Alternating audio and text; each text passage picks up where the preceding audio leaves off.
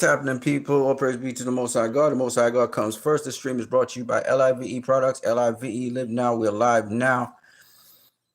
So let me just get into this real quick. Boots Ennis, he has gone up to 154. He had a 154-pound fight against a unknown guy to the Western world and most of the mainstream boxing media and people.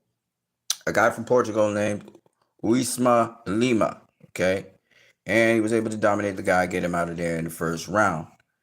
But the thing that I mean, he did do a little showmanship, and he performed. But again, against that competition, an unproven guy, not a world class fighter, like top tier world class fighter, a dude that's pretty much inexperienced, and he's undefeated, but he's inexperienced. And so, yeah, he had a performance where he did what he was supposed to do. Boots did what he was supposed to do against that level of competition. All right. He didn't step up to the plate and face Fundora or Virgil Ortiz or Tim Zoo or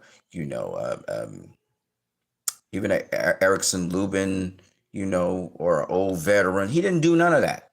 Okay. He faced a guy who was inexperienced, never been a world champion, just undefeated, a 154-pounder. Basically, he got to beat on a dude that was nowhere near his level, a dude that's nowhere near the level of anybody in that division. And he just was an undefeated dude. And so he was able to tear him apart and do what he wanted to do with him. But quite frankly, I see people high-fiving and Boots. And, Boots is this great thing. And I'm like, off of what? You're going to look spectacular against certain kinds of opponents. It's not a world-class opponent or anything. This is just stay busy fight. You guys are celebrating breaking bottles. You remind me of, Superman that came out recently. They busting bottles and all this shit. And Superman only makes $650 million. Flopped at the box office. And on top of that, didn't make any money near what the Snyderverse was making, or nowhere near, not even Justice League, which was also a flop theatrically. So I don't even know what to say about this. You can't even make $620 million, and they busting champagne bottles and stuff. It's not even the top 10 highest grossing DC movie. It's the same shit here. People are busting bottles and all this stuff and Boots. Don't get me wrong, it's a confidence booster, right? He's going to get in the division, dominate. He's going to look good, so he's going to get some confidence. But to say that Jerome Boots Ennis is that guy with the goods and all of that off of this performance, come on, man. Y'all need to stop that. Y'all doing the same thing y'all did with Tank. Talk about Tank is the best lightweight in the division and all this shit, and Tank ain't facing nobody. Nobody. None of the top fighters in the division. He always facing a fringe guy, a guy on the rise. Frank Martin had no experience, no championship experience, never been at the top level. He fights Frank Martin. Rolly Romero did nothing in terms of the lightweight division at the time Tank faced him. Ryan Garcia, none of these guys were world champions when Tank faced him, by the way. Ryan Garcia, then he pulls up Hector Garcia from super featherweight, pulls him up a weight class. He did the same thing with my boy Lamont Roach. He pulled him up a weight class to try and Lamont Roach beat his ass. So all I'm saying is, Jerome Boots Ennis, kudos to him for getting his franchise name out there. Kudos to him for probably pulling in a couple casuals after he beat up a guy that he was supposed to beat up. But I see the same sort of formula that they're using with Boots, that they're using with Tank, that they use with Gennady Golovkin. Gennady Golovkin is supposedly going to go into the Boxing Hall of Fame after doing exactly what? What has Gennady Golovkin actually done? Think about what I'm saying here. These are overhyped guys who've been facing lower tier opposition. They're not been facing the very best. And they'll say, oh, well, Gennady Golovkin was ducked. Yeah, he was ducked a little bit. Ducked by Cotto. Sergio Martinez didn't face him. So I'm fair play. But Erislandy Lara always wanted that work. He instead faced that other guy who said he was from the Cuban School of Boxing. I forgot what his name is right now. Who we don't hear about no more. Right, dude, we don't hear nothing about that dude because dude never became a world champion. Okay. It's about the best facing the best. Boots didn't jump up and try and challenge himself, against one of the best fighters. I think he was the IBF champion. He should have jumped up, and WBA champion. He should have jumped up and try and contest the WBA or IBF champion. He didn't try to do none of that. He just jumped up and weight. He fought a very safe fight. And he's like, everybody's like celebrating that. And I'm like, what the fuck? What kind of standards do we have in boxing today? What are we really doing in this sport, man? Your favorite fighter should be. Look at what Terrence Crawford did. Look at what Shakur Stevenson did. Look at what Devin Haney is doing. Devin Haney's going up against Brian Norman, who is, if I'm not mistaken, he's the I don't know what he is, WBO. What is he? The WBC? I don't know what champion he is at welterweight. That's what you do. You don't be fighting. Yo, y'all don't make me rhyme right now, because I'm going to start rhyming. Because this dude, he be beating bum of the month timing. You know what I'm saying? Dude, this dude ain't doing nothing, man. He ain't doing nothing right now in the sport of boxing. Boots ain't doing nothing. His best win to this day is Stanionis. I don't get it. I don't get it. I don't understand. What is this guy doing? You got all those great 154 pounders to face. And you face a dude we never heard of. And you gave him the bum treatment because he wasn't supposed to be in the ring with you. And because you look so spectacular, give him the bum treatment. For some reason, you're under the delusion. That means you can do that same treatment to any other fighter in the division who's bigger and strong. I don't get it, man. I was listening to the Boxing Voice, and a guy came in. He started making predictions about Boots. I'm not going to make predictions about Boots, but right now, I'm going to be honest with you.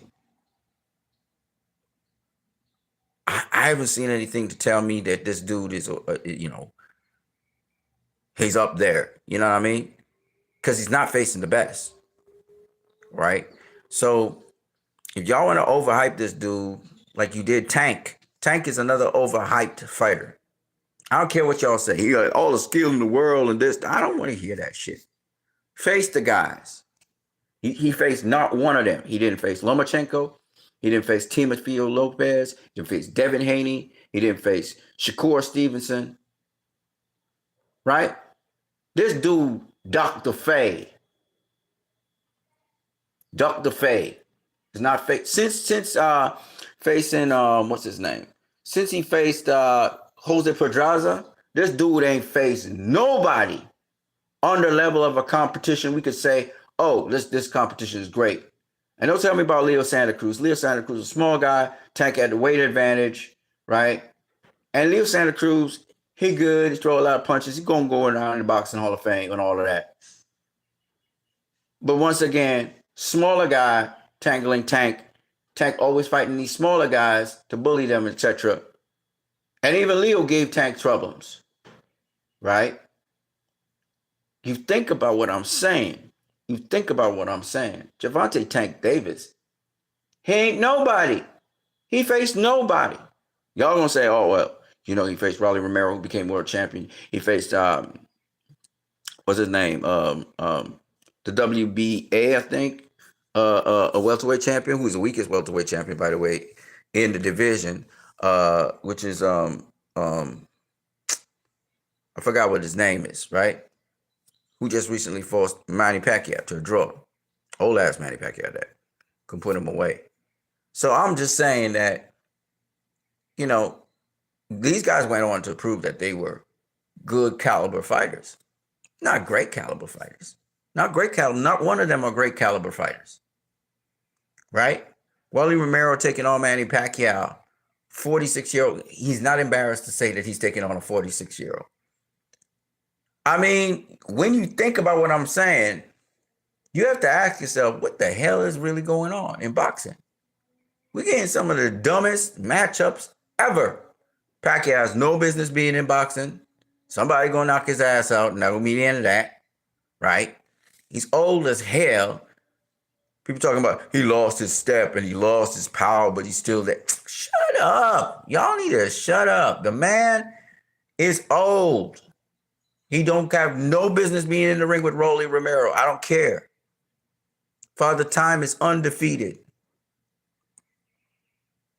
Okay? So at the end of the day, and I told you he gonna get brain damage, and y'all gonna be sorry. He gonna get brain damage.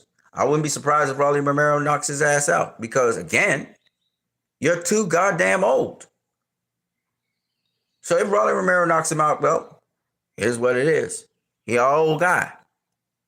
Right? But he could take some serious damage, and that could be the end of Manny Pacquiao, as y'all know. Right? Walking with a straw, can't talk properly, and all that shit.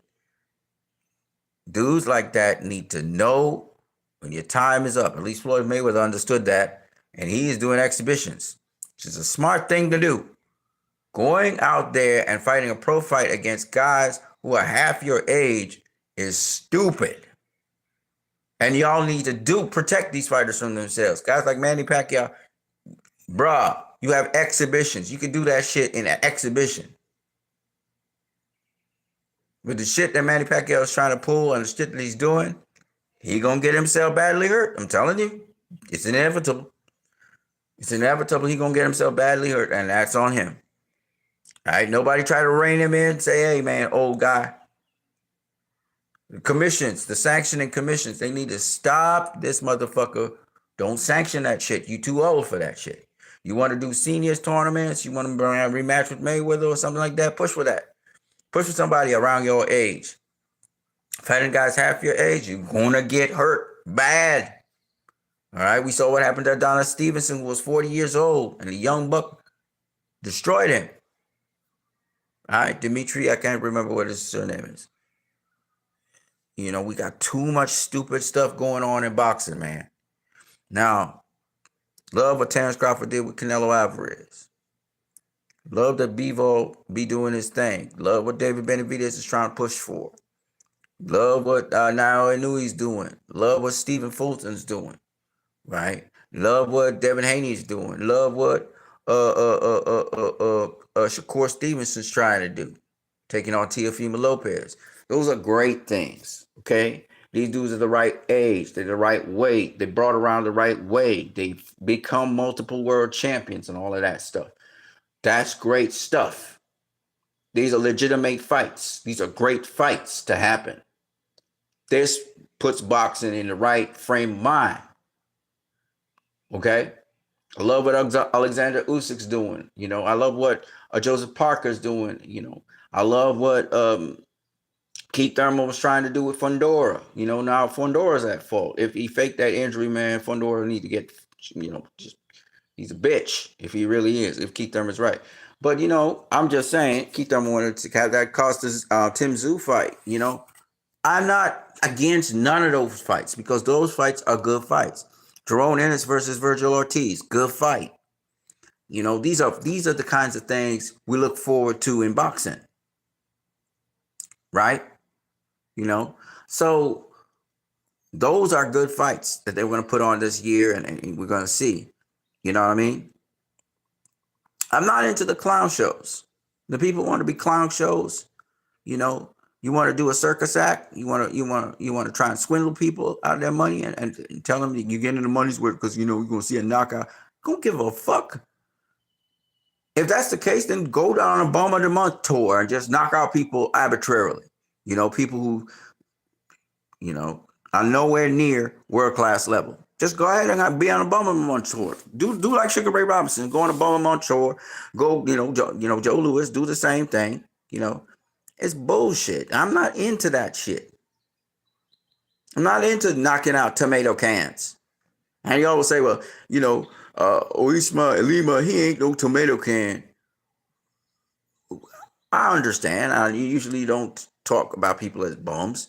But in this case, the dude was treated as a bum. He was treated as a tomato can because guess what? He was not on that level. He's just not a world class fighter. He wasn't in there to compete with Jerome Boot Ennis. Many levels below that.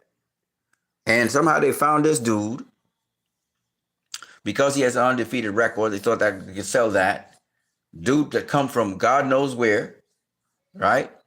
And he gets the bum treatment, you know, and y'all are like ranting and raving and making hoopah, ha, jumping out off the ceiling over shit that's standard shit. That's stuff that, you know, we see guys do when they are, debutantes and prospects and stuff. That's when you see that kind of shit, right? You see those kinds of matchups. You understand? Because not just the record, it's who you fought, who you beat. And at this level that Jerome Boots Ennis is at, he should not be going back down to that low class, low level, being like if he's a prospect again. You're not a prospect. You're a world champion now, right? You'll always be a world champion, right? Yes, you're not a world champion at 154 right now, but you were a IBF, WBA world champion at 147. Anywho, that's all I gotta say. I don't have a problem with Boots facing this dude. My problem is how y'all are celebrating it like if it's the second coming when who the fuck is this dude? Seriously, who the fuck is this dude? He looked good against who? I mean, come on, guys. You gotta start growing the fuck up, man. Who the hell was he fighting? We don't know this guy. We never heard about this guy. Until he had to face Jerome Boots Ennis. The dude has a reputation for what? He's just an undefeated fighter, so that's why we just gonna feed him to Boots? I mean, come on, man. Listen, man, we gotta stop. We gotta stop this nonsense. You know this is a circus act here. A circus act. Y'all need to know, man. Y'all need to know boxing, man. I don't want to hear and because Eddie Hearn and Matchroom's behind him, and they're making it sound like it was some big thing he did. He didn't do anything. He didn't face anyone. If this was a championship fight, this would be more legitimate. This is not even a championship fight. The fuck are we raving and hooping and hawing over? I'm just saying. No hate. I'm just saying. Y'all are overreacting to this. That's all I'm saying. I'm not saying Jerome Boots Ennis won't become a great fighter or all of that. I haven't gone that far. I'm not going to predict. But the way how they're bringing him along reminds me of how they started bringing along Tank. Eddie Hearn's trying to borrow a page out of Floyd Mayweather and Leonard L.I.V.'s book. I overhyped this dude as if he did something great. He didn't do nothing great. He did his job. Right? And after he knocked out this guy, if he tumbling and doing somersaults and stuff in the ring, you got to ask yourself, what the fuck is wrong with him? You ain't supposed to be celebrating that. You're supposed to be just chilling. This was easy work. Let's move on to the next. He should be looking forward to the next. I don't see that in Boots. Boots coming in there, smiling and everything, and he all confident and everything. I'm like, what the fuck is wrong with this dude? What the fuck is wrong with this dude? You ain't do shit. All you showed us is, okay, I'm comfortable at the weight with a substandard opponent. That's all you've shown us. Anyway, man, I don't know, man.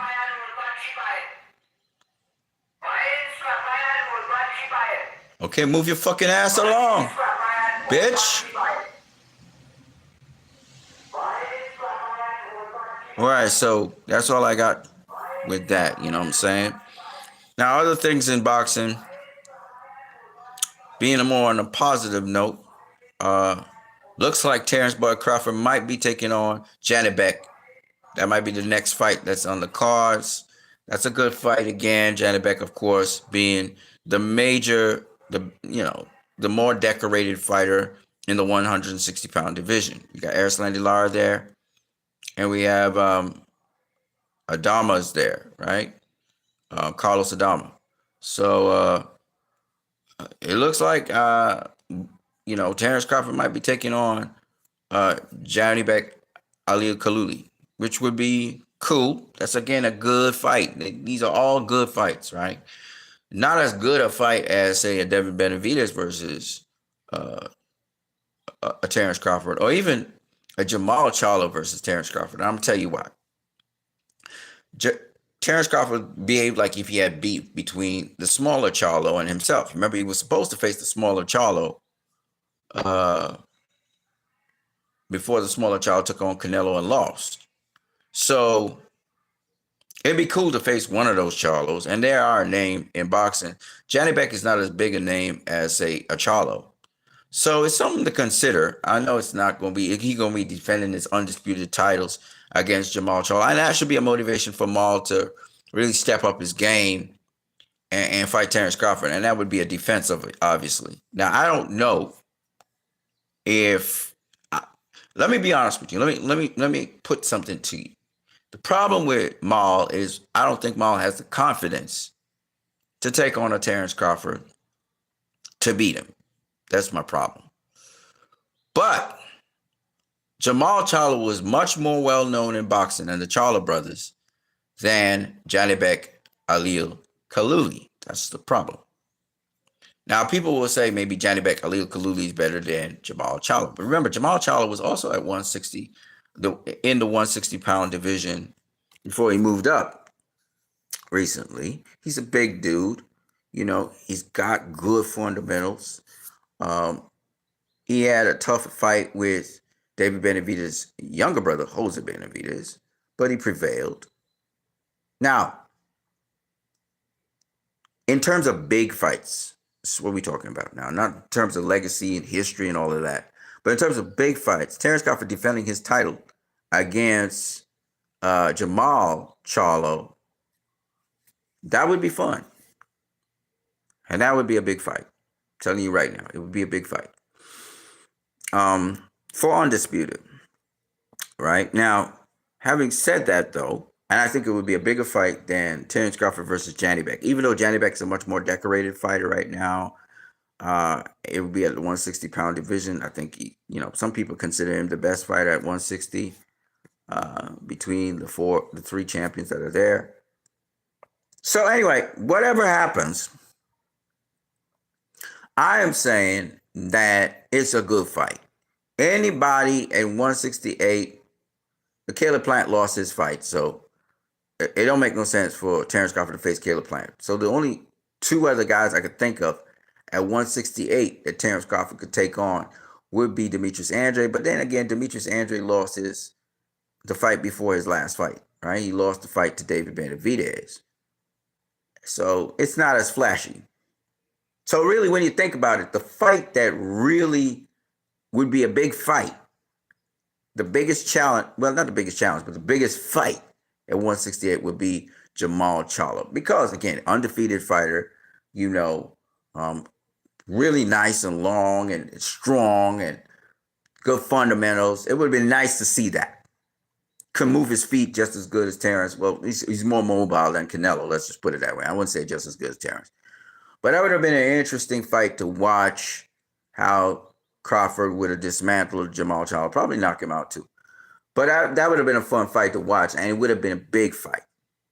A bigger fight than Terrence Crawford versus Johnny Beck. And maybe in negotiations, Crawford should try to make negotiations with Jamal Charlo while he's having negotiations with Johnny Beck, because it may give him some leverage. So I don't know, but those are probably the biggest fights that you have out there. Of course, Terrence Crawford versus Erislandy Lara, that's a very good fight for several different reasons. Lara having a lot of experience, very, very slick, skilled southpaw.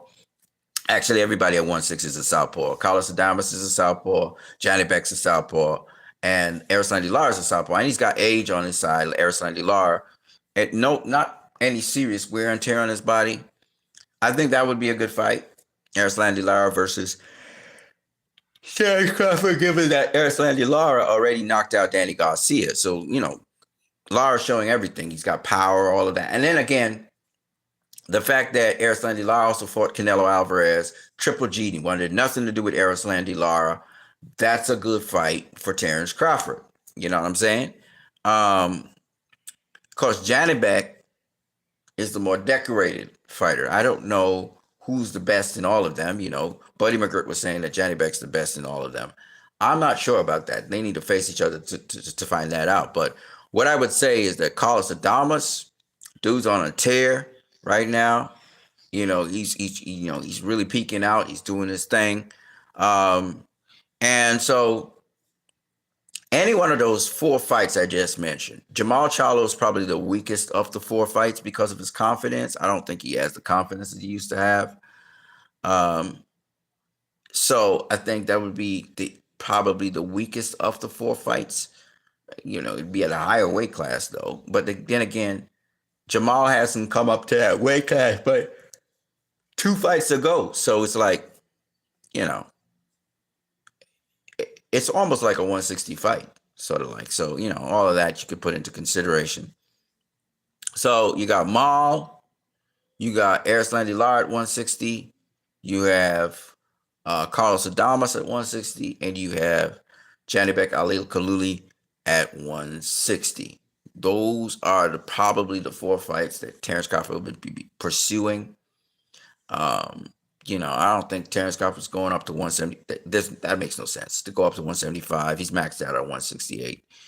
160 is probably going to better suit him if he can come down and weight to 160. And, dominate 160, because I don't see any one of those guys I just mentioned, none of them beating Terence Crawford. I don't see a single one of them, whether it be the Southpaws at 160 or Jamal Charlo at 168. I don't see nobody beating Terence. So either way, it really don't matter which direction he goes. But if you're looking for money and you're looking for a big exciting fight, you're talking about Terence versus Maul. I think that's the biggest payday he would get. I think the next biggest payday is the Alil Kaluli fight, Terence versus Janibek Kaluli. And then, of course, probably Erislandy Lara is the next biggest fight, even though Lara never really became a superstar in boxing, but he's a really good boxer. He's a really good fighter. That probably the next big one. And then Carlos Adames would be the least biggest one, but he would be the freshest, most live dog of all of them. I think Adames probably the most dangerous of all of them. I think Alil Kaluli's skilled and all of that, but I think Carlos Adames is actually a dangerous guy. I think he's probably the most dangerous of them all. The most dangerous fight for Terence Crawford, if I could say that, would be Carlos Adames. But I think that then we have Stephen Fulton. He's going to be taking on my boy at super featherweight, the WBC champion. I forgot what his name is. He's a very good fighter, so I'm looking forward to that. That Stephen Fulton versus what's my boy's name? You guys help me out here. What's the boy's name? What's my boy's name? I can't remember his name. Anyways, that's what I got for you guys. I am what you need. Thank you for watching this stream, this very quick stream here. I'm looking forward to certain fights, man. No doubt about it. Let me just go through.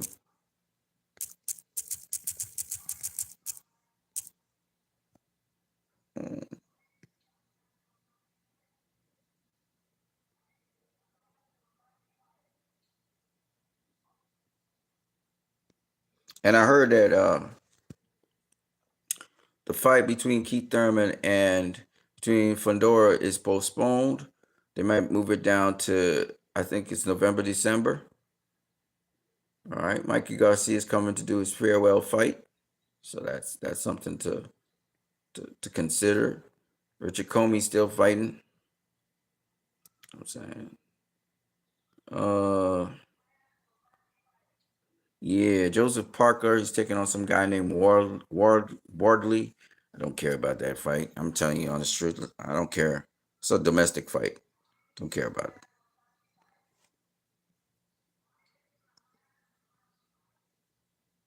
Casimiro's still fighting too. He's taking on Kamita. Luis Neri's still fighting. That's good. That's good to see.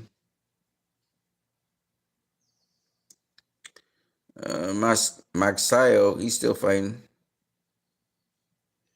But none of these fights, Sergey Lipman is still fighting? God damn, that's crazy. Okay. Buatsi still fighting.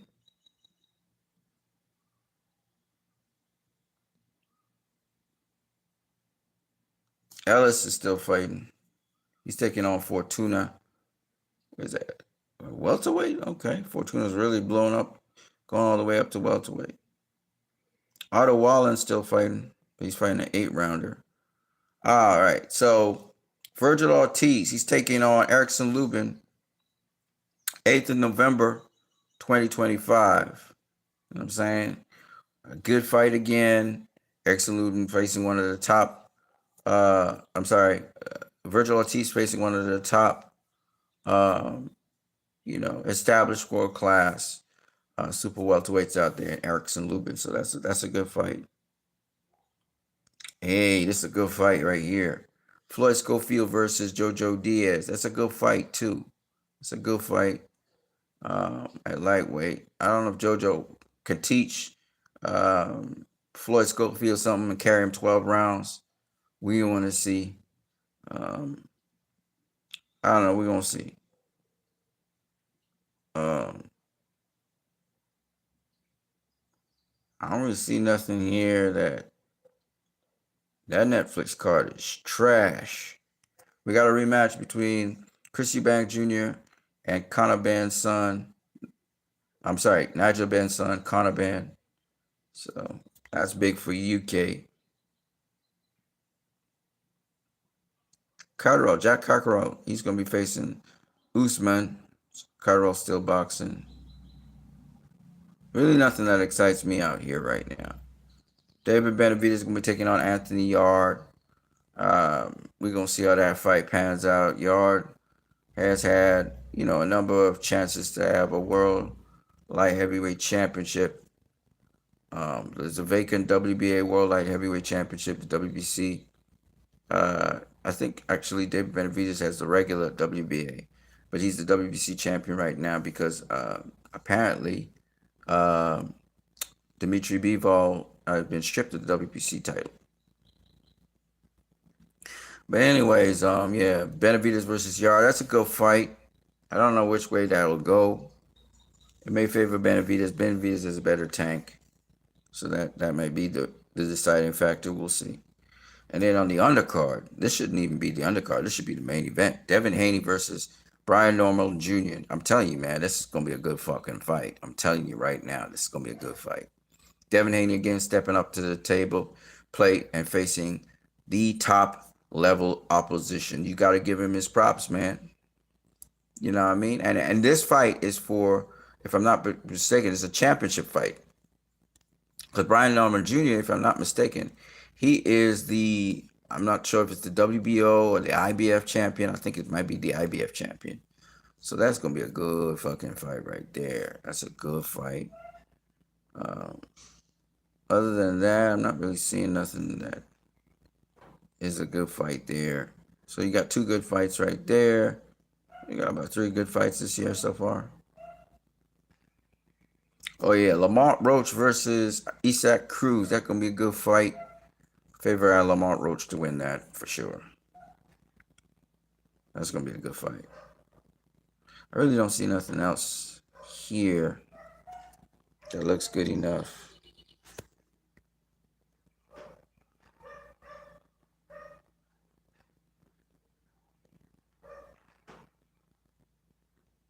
Yeah, I don't really see nothing else there. But I'll say this. If you're looking for good fights to see, and good fights to watch and stuff like that, you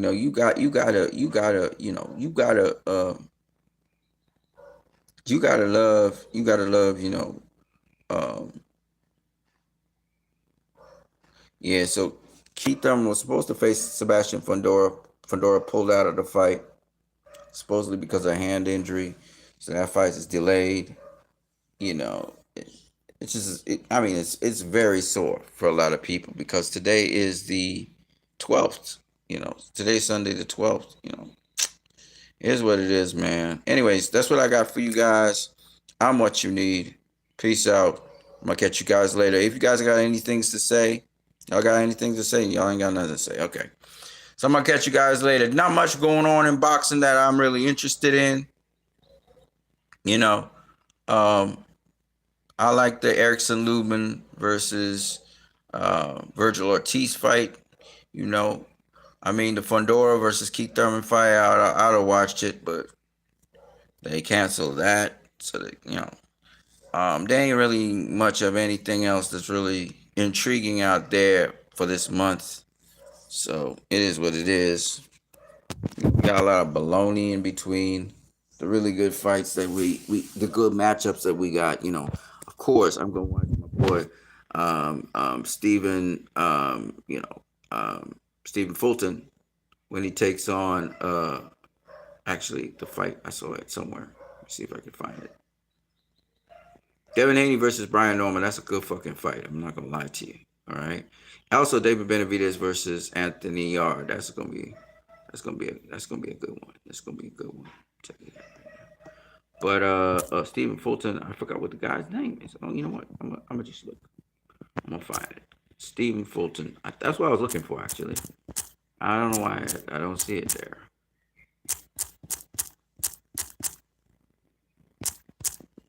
Oshaki Foster. Yeah, that's gonna be a good fucking fight, bro. That's gonna be a good fight. You see this? This gonna be a good fight. Both guys have something to prove. I got Fulton beating Foster, but nonetheless, oh, that's gonna be a good fucking fight. I'm telling y'all right now. Foster can fight too, but he's not as refined and as polished as Fulton.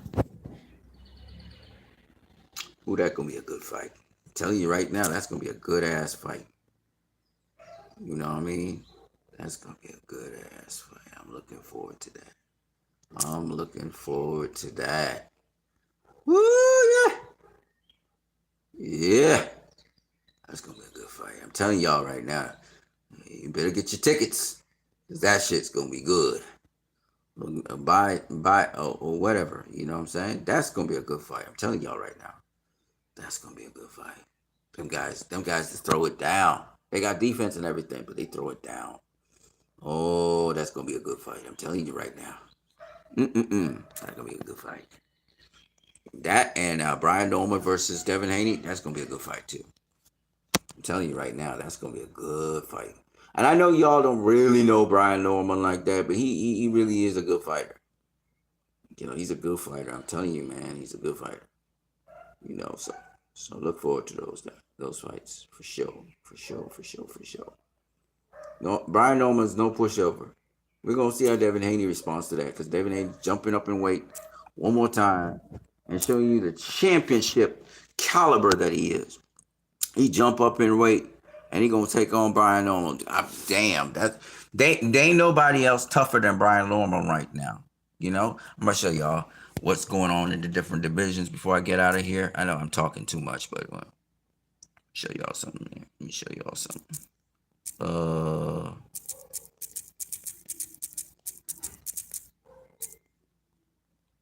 hold on a second. Yeah, hold on a second. Okay.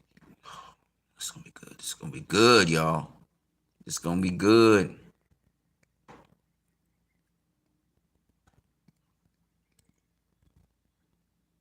Ooh, I blew by it. All right, now what's this? So Mario Barrios is the guy that I was talking about, a tank beat, and Rolando Romero, he's the WBA champion, having beaten Ryan Garcia to get the vacant title. All right. The IBF champion is Lewis Crocker. Brian Norman Jr. I'm gonna tell y'all right now. Brian Norman Jr. beats the brakes off of Mario Barrios and Rolando Romero. He beats them both. All right. The best champion at welterweight right now is Brian Norman Jr. No joke. All right. That's the strongest champion. I do not know who Luis Crocker is. Mario Barrios, he's a good, solid guy. He's got some good competition under him. Brian Norman, of course, not having that kind of competition under him. But that doesn't mean he's not a solid fighter. Let me show you who he fought. Brian Norman Jr. He fought Giovanni Santillan. If you know Giovanni Santillan, I think is the guy that beat Isa Cruz, something like that. Let me see. Hold on a second. Let me see. He fought Isa Cruz. Nah. He just beat Eric Bonet. He beat Antonio DeMarco.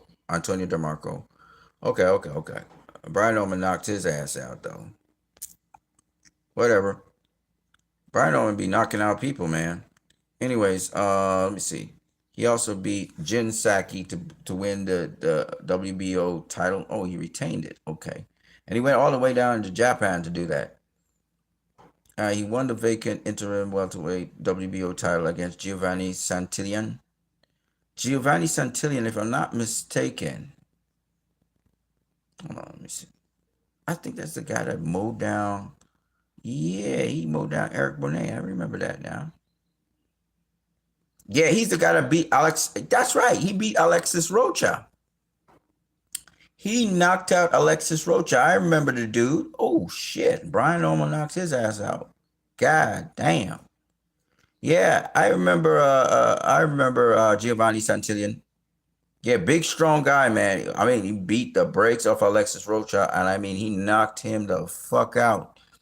This was after Alexis Rocha had beaten woo! What's the guy name? I'm tell you.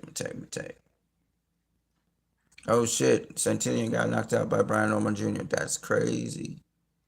Oh shit, I can't get Alexis Rocha for some reason. Alexis Rocha beat whatever his name is. I can't remember what his name is. Yeah, Alexis Rocha, good solid fighter from Golden Boy. Yep. Oh wow. So he beat Giovanni Santillan, knocking his ass out. Then Dariak Cuevas and then Jin Saki. Oh, this motherfucker is bad. So like I said, Brian Norman Jr. He don't get the shine that he deserve. But yeah, I'm telling you right now, man, they call him the Assassin 2. 5'8" with 72-inch reach. It's going down, y'all. It's going down. Devin Haney versus Brian Norman Jr. I would love to see that fight. I would love to see how I'm telling you, man, Brian Norman is the best guy in that division. So that's gonna be crazy. I would have loved to have seen Brian Norman unify with either Mario Barrios or Rolando Romero to show you just how good he is. In fact, I think if Brian Norman gets beaten, he should have an immediate fight. He may have an immediate rematch, but he should have an immediate fight with either Rolando Romero or Mario Barrios. I'm telling you right now. But we're going to see how it all pans out. So Boots Ennis is in a position. He's like the WBA interim champion, and Virgil Ortiz in WBC is like the interim champion of the WBC. So that's what's up. Sebastian Fondora, he's the WBC champion. Bakram Mutazaliev, he's the IBF champion. As you know, he knocked out, I think it was Costa Zoo, if I'm not mistaken. And then Xander Zayas, he's the WBO champion. Who did Xander Zayas beat to become champion? Some guy named Perez. It's a vacant title. Okay. Bakram Murtazaliev. It's a bad motherfucker. Yeah, he knocked out Tim Zoo. Also knocked out Jack Culkay. Shit. You knock out Jack Culkay? God damn. That's crazy. He's a bad motherfucker. We gonna have to watch out for this dude. Bakram Murtazaliev. Okay. So yeah, this is what I'm saying. Boots could take on that dude. I don't understand, man. Like he not going for the smoke. See, Devin Haney going for the smoke. This the dude that be smoking people. He going for all that smoke. It's the difference between Devin Haney and a guy like Boots. And I'm hearing them saying, you know, with Boots versus Brian Norman, that was a 50-50 fight. And Devin Haney, fuck out of here. It's not a 50-50 fight. I'm like, motherfucker, Devin Haney going to the smoke. Boots ain't going to the smoke. Boots left the smoke. It want nothing to do with Brian Norman Jr. That should tell you everything you need to know. You know, if Devin Haney beats Brian Norman Jr., what y'all gonna say? What y'all gonna say then? I mean, some of y'all just yap, talking about Boots and Boots and Boots and Boots is more skilled than Devin Haney. I mean, he can switch stances. You know, he looks flashy against a certain level of competition, but clearly Devin Haney is a much better fighter than Boots. I mean, if you don't realize that, then you're a dumbass. And how do we know this? Devin Haney has beaten way better competition than Boots has ever had in his entire career. You don't just beat competition like that, just like that. So anyway, that's beside the point. And Devin Haney wanted to face Boots, by the way, as well. And I should tell you everything you need to know about Devin Haney. All right? This guy done duck the fade. He don't duck no smoke. He crazy like that. All right? So say what you want about Devin Haney, he don't duck no smoke. You don't see Devin Haney ducking or dodging nobody. All right. You see Rolando Romero duck Devin Haney and duck the fade. You hear, you know what I'm saying? That's all I'm saying. All right, I got mad respect for guys like Arslan Lara, you know, Janibek Alim Kanuli. You know what I'm saying? I have respect for those guys. You know what I mean? Crawford, of course. David Benavidez, we're going to see. We're going to see. Bevo's up in there. We're going to see. Mad respect for Badu Jack. Jaya Upataya. Shout out to him. Gilberto Ramirez is a good fighter, but Jaya Upataya is a better fighter, I think, than him. And then in the heavyweights, of course, Usyk is my dude. Usyk's my dude. Joseph Parker, though, I got some respect for him, too. Been taking on them fights. Been taking on those names. You know what I'm saying? Shout out to Canelo. I got some respect for Canelo. Still didn't face David Benavidez. Still didn't face Demetrius Andre. But other than that, I think he did everything he needed to do. You know what I'm saying? So I can't really disrespect a guy like that. You know what I mean?